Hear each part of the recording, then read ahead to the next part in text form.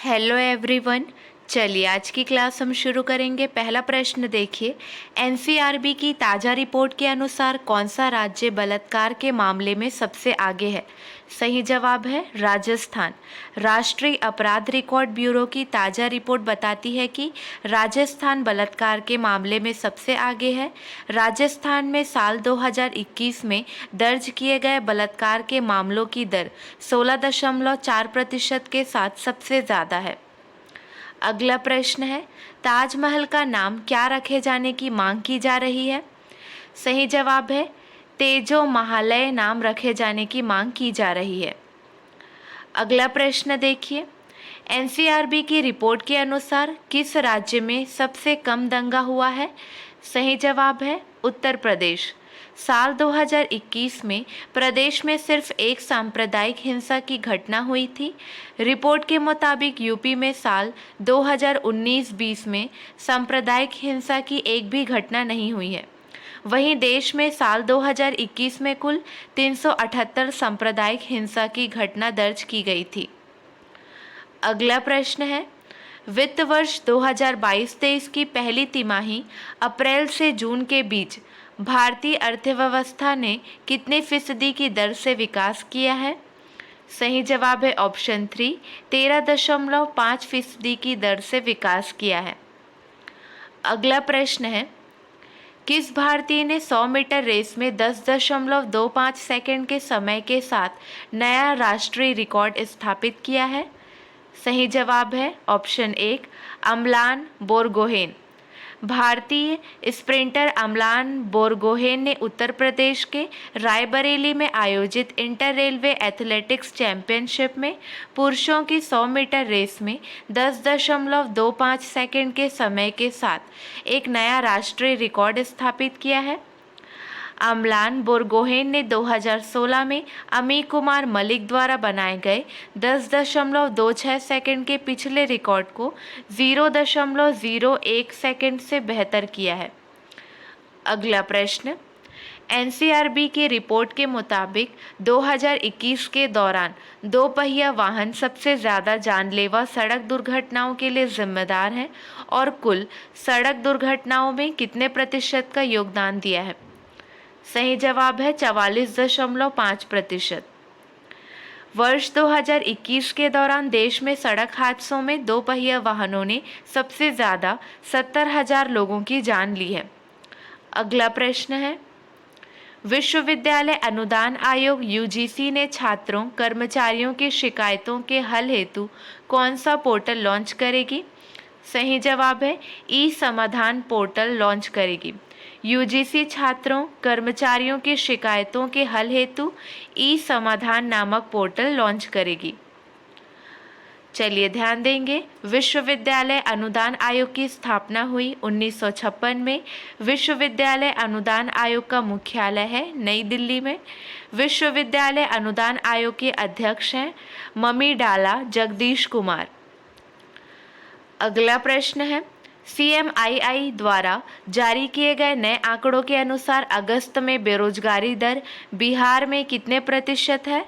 सही जवाब है 12.8% है। ऑप्शन 4 सही है। CMII द्वारा जारी किए गए नए आंकड़ों के अनुसार अगस्त में बेरोजगारी दर बिहार में 12.8%, गोवा में 13.7%, गुजरात में 2.6%, हरियाणा में 37.3%, हिमाचल प्रदेश में 7.3%, जम्मू कश्मीर में 32.8%, कर्नाटक में 3.5% तथा मध्य प्रदेश में 2.6% दर्ज की गई है। अगला प्रश्न है, किस राज्य की सरकार ने विनाइल के बैनरों पर प्रतिबंध लगाया है? सही जवाब है आंध्र प्रदेश। आंध्र प्रदेश की सरकार ने प्लास्टिक के खिलाफ अभियान के तहत राज्य भर में विनाइल के बैनर के इस्तेमाल पर प्रतिबंध लगा दिया। मुख्यमंत्री हैं YS जगन मोहन रेड्डी। मुख्यमंत्री YS जगन मोहन रेड्डी ने कहा कि पर्यावरण की रक्षा के लिए इसके बजाय कपड़े के बैनर का इस्तेमाल किया जाना चाहिए। अगला प्रश्न है, कहाँ की पुलिस ने नागरिक केंद्रित सेवाओं के लिए एक ऐप लॉन्च किया है? सही जवाब है जम्मू कश्मीर पुलिस ने एक ऐप लॉन्च किया है। चलिए ध्यान देंगे, जम्मू और कश्मीर के उपराज्यपाल हैं मनोज सिन्हा। क्लियर है? जम्मू कश्मीर पुलिस ने नागरिक केंद्रित सेवाओं के लिए एक ऐप लॉन्च किया है। पुलिस ने लोगों से अनुरोध किया है कि वे आपातकालीन सेवाओं को आसानी से प्राप्त करने के लिए यह ऐप अपने मोबाइल फ़ोन में रखें। इसे डाउनलोड करना बड़ा ही आसान है। इसके लिए गूगल प्ले स्टोर और एप्पल स्टोर से जेके कॉप नामक ऐप डाउनलोड कर सकते हैं। अगला प्रश्न है, भारत का पहला और दुनिया का सबसे बड़ा कार्बन फाइबर प्लांट कहाँ बनेगा? सही जवाब है गुजरात में बनेगा। रिलायंस इंडस्ट्रीज़ के चेयरमैन मुकेश अंबानी ने गुजरात के हजीरा में भारत का पहला और दुनिया का सबसे बड़ा कार्बन फाइबर प्लांट बनाने की घोषणा की है। चलिए ध्यान देंगे, रिलायंस इंडस्ट्रीज़ लिमिटेड की स्थापना हुई 8 मई 1973 को। रिलायंस इंडस्ट्रीज़ लिमिटेड के संस्थापक हैं धीरूभाई अंबानी। रिलायंस इंडस्ट्रीज़ लिमिटेड का मुख्यालय है मुंबई, महाराष्ट्र में। रिलायंस इंडस्ट्रीज़ लिमिटेड के सीएमडी हैं मुकेश अंबानी। रिलायंस इंडस्ट्रीज़ लिमिटेड निदेशक हैं नीता अंबानी। अगला प्रश्न है, देश में कितने रेलवे स्टेशनों पर हवा से पानी बनाने की मशीनें लगेंगी? सही जवाब है 6। हवा से पानी उत्पन्न करने की तकनीक के द्वारा अब मध्य रेलवे के मुंबई डिवीज़न के शहर रेलवे स्टेशनों पर पीने का पानी उपलब्ध कराया जाएगा। इस तकनीक को संयुक्त राष्ट्र की ओर से मान्यता प्राप्त है। मेघदूत एक वायुमंडलीय जल जनरेटर उपकरण है जो जल वाष्प को ताजे और स्वच्छ पेयजल में बदलने के लिए नवीन तकनीक का उपयोग करता है। अगला प्रश्न है, थाईलैंड में भारत का राजदूत किसे नियुक्त किया गया है? सही जवाब है नागेश सिंह को नियुक्त किया गया है। नागेश सिंह थाईलैंड में भारत के राजदूत नियुक्त किए गए। विदेश मंत्रालय के ज्वाइंट सेक्रेटरी नागेश सिंह को भारत में थाईलैंड में अपना नया राजदूत नियुक्त किया है। नागेश सिंह इससे पहले विदेश मंत्रालय में चीफ ऑफ प्रोटोकॉल रह चुके हैं। वह उपराष्ट्रपति के ओएसडी भी रहे हैं। थाईलैंड की राजधानी है बैंकॉक। थाईलैंड मुद्रा है थाई बात। थाईलैंड के प्रधानमंत्री हैं प्रयुत चान-ओ-चा। अगला प्रश्न है, देश का पहला वर्चुअल स्कूल कहाँ लॉन्च किया गया है? सही जवाब है दिल्ली में लॉन्च किया गया है। मुख्यमंत्री अरविंद केजरीवाल ने दिल्ली में देश का पहला वर्चुअल स्कूल लॉन्च किया है। अगला प्रश्न है, दुनिया का सबसे बड़ा धार्मिक स्मारक कहाँ खुलेगा? सही जवाब है पश्चिम बंगाल में खुलेगा। विश्व में सबसे बड़ा धार्मिक स्मारक बनने के अलावा पश्चिम बंगाल में वैदिक तारामंडल का मंदिर, जो international society of Krishna consciousness के मुख्यालय के रूप में काम करेगा, में दुनिया का सबसे बड़ा गुम्बद भी होगा।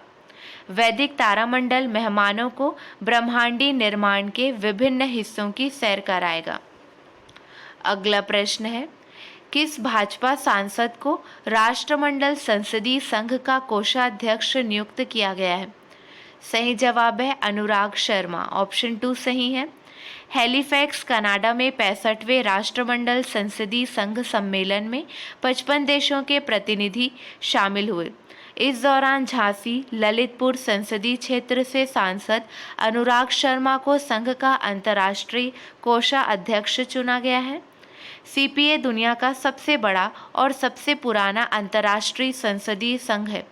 इसमें भारत के लिए एक और सीट बढ़ा दी गई, जिससे कुल भारतीय संख्या अब 4 प्रतिनिधियों तक पहुंच गई है। अगला प्रश्न है, राजीव गांधी ग्रामीण ओलंपिक खेलों 2023 का उद्घाटन कहाँ किया गया है? सही जवाब है राजस्थान में उद्घाटन किया गया है। राजस्थान के मुख्यमंत्री हैं अशोक गहलोत। राजस्थान के मुख्यमंत्री अशोक गहलोत ने 1 महीने तक चलने वाले राजीव गांधी ग्रामीण ओलंपिक खेलों का उद्घाटन किया और कुछ समय के लिए कबड्डी के खेल में हाथ आजमाया। इन खेलों के लिए लगभग 30 लाख ग्रामीणों ने पंजीकरण कराया है। ग्रामीण ओलंपिक में कुल 6 game kabaddi, kho kho, shooting ball, tennis ball, cricket, volleyball और हॉकी खेले जाएंगे। चलिए ध्यान देंगे। राजस्थान के मुख्यमंत्री अशोक गहलोत हैं। खेल का शुभारंभ कहाँ हुआ? खेल महाकुंभ का शुभारंभ जोधपुर के लूणी विधानसभा क्षेत्र में हुआ। ग्रामीण ओलंपिक के जरिए प्रदेश में सौहार्द बनेगा। सभी उम्र और सभी धर्मों के लोग एक साथ एक जगह खेलेंगे। खेल का मकसद क्या है? ग्राम पंचायत स्तर पर खेल प्रतिभाओं को तराशने के मकसद से ग्रामीण ओलंपिक खेलों का आयोजन किया जा रहा है। इस आयोजन पर कुल 40 करोड़ रुपए का बजट स्वीकृत किया गया है। अगला प्रश्न, प्रधानमंत्री नरेंद्र मोदी कब भारतीय नौसेना के नए ध्वज का अनावरण करेंगे और देश को INS विक्रांत सौंपेंगे? सही जवाब है 2 सितंबर और आज है 2 सितंबर। प्रधानमंत्री नरेंद्र मोदी 2 सितंबर 2022 को भारतीय नौसेना के नए ध्वज का अनावरण करेंगे और देश को INS विक्रांत सौंपेंगे। प्रधानमंत्री नरेंद्र मोदी 1 और 2 सितंबर को कर्नाटक और केरल के दौरे पर रहेंगे। प्रधानमंत्री 1 सितंबर को कोचीन हवाई अड्डे के पास कलाडी गांव में श्री आदि शंकराचार्य के जन्म स्थान का दौरा किए। 2 सितंबर को प्रधानमंत्री मोदी कोच्चि में कोचिन शिपयार्ड लिमिटेड में INS विक्रांत के रूप में पहला स्वदेशी विमान वाहक पोत शुरू कर देश को सौंपेंगे। चलिए 4th पॉइंट देखिए। प्रधानमंत्री मोदी इस दौरान औपनिवेशिक अतीत को दूर करते हुए और समृद्ध भारतीय समुद्री विरासत के अनुरूप भारतीय नौसेना के नए ध्वज का अनावरण करेंगे। INS विक्रांत को भारतीय नौसेना के in house worship design bureau WDB ने डिज़ाइन किया है और इसे कोचिन शिपयार्ड लिमिटेड ने बनाया है। INS विक्रांत भारत के समुद्री इतिहास में बनाया गया अब तक का सबसे बड़ा जहाज है। इस बात का ध्यान रखेंगे, जो INS विक्रांत है वो भारत के समुद्री इतिहास में बनाया गया अब तक का सबसे बड़ा जहाज है। ऑल इंडिया रेडियो की नई महानिदेशक कौन बनी है? सही जवाब है वसुधा गुप्ता बनी है। ऑप्शन 1 सही है, ऑल इंडिया रेडियो की नई महानिदेशक वसुधा गुप्ता बनी है। अगला प्रश्न देखिए। अंतर्राष्ट्रीय T20 क्रिकेट में 3500 रन बनाने वाले दुनिया के पहले बल्लेबाज कौन बने हैं? सही जवाब है रोहित शर्मा बने हैं। अंतर्राष्ट्रीय T20 क्रिकेट में 3500 रन बनाने वाले दुनिया के पहले बल्लेबाज रोहित शर्मा बने हैं। अगला प्रश्न देखिए। राष्ट्रीय पोषण सप्ताह 2022 कब से कब तक मनाया जा रहा है? सही जवाब है 1 से 7 सितंबर तक मनाया जा रहा है। क्लियर है? राष्ट्रीय पोषण सप्ताह 2022 1 से 7 सितंबर तक मनाया जा रहा है। अगला प्रश्न। हाल ही में सेरेक्स 2022 नामक 10वें राष्ट्रीय समुद्री खोज और बचाव अभ्यास का आयोजन कहाँ किया गया है? सही जवाब है चेन्नई। हाल ही में सेरेक्स 2022 नामक 10वें राष्ट्रीय समुद्री खोज और बचाव अभ्यास का आयोजन चेन्नई में किया गया है। चलिए आपके लिए 2 प्रश्न हैं, इसका सही जवाब आपको कमेंट सेक्शन में बताना है। IDFC ने MD और CEO किसे बनाया है? अगला प्रश्न है, भारत का पहला 3D पोस्ट ऑफिस कहाँ होगा? चलिए आज के लिए बस इतना ही। अगले वीडियो में मिलेंगे नए प्रश्नों के साथ। Keep watching and keep learning.